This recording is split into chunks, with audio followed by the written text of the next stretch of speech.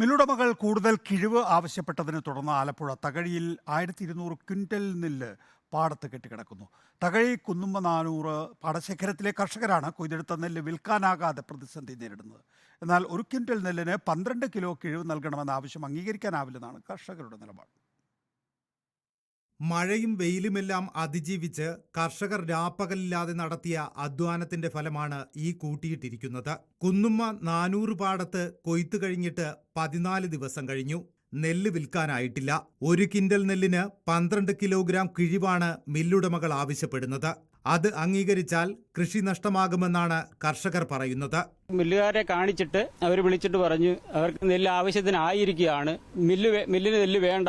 പിന്നെ മില്ലുകാർ പറഞ്ഞത് 12 കിലോ കൊടുത്താൽ അവർ ഈ നെല്ല് എടുക്കാമെന്നാണ് പറഞ്ഞു. PRC കിട്ടണമെങ്കിൽ 112 കിലോയുടെ കാശ് നമ്മൾ മുടക്കി വള്ളത്തെ കയറ്റി മില്ലിലെത്തിച്ചാൽ മാത്രമേ നമുക്ക് 1 ക്വിൻ്റലിന്റെ PRC നമുക്ക് കൃഷിക്കാരന് കിട്ടത്തുള്ളൂ.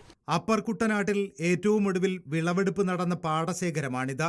സംഭരണത്തിന്റെ അവസാന ഘട്ടത്തിൽ കർഷകരെ സമ്മർദ്ദത്തിലാക്കി പരമാവധി കിഴിവ് നേടാനാണ് മില്ലുടമകളുടെ ശ്രമം. വലിയ കിഴിവ് ചോദിച്ചുകൊണ്ട് മില്ലുകാർ കയറിയിറങ്ങുകയാണ്. കിട്ടുമെന്നുള്ള ധാരണയിലാണ് അവർ പോകുന്നത്.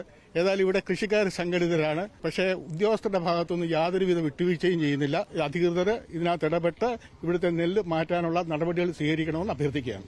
നെല്ലിലെ ഈർപ്പത്തിന്റെ തോത് നോക്കിയാണ് മില്ലുടമകൾ കിഴിവ് ആവശ്യപ്പെടുന്നത്. വേനൽക്കാലത്തെ കൊയ്ത്തിൽ നെല്ലിന് ഈർപ്പം കുറവാണ്.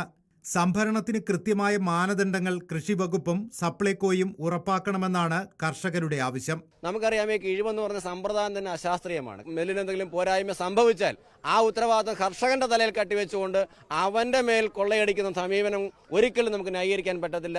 അതുകൊണ്ട് ഈ കിഴിവ് സമ്പ്രദായം അവസാനിപ്പിച്ചുകൊണ്ട് എത്രയും പെട്ടെന്ന് നെല്ലെടുത്ത് ഈ കർഷകരുടെ പ്രശ്നം പരിഹരിക്കാനുള്ള നടപടി ഉണ്ടാകണം.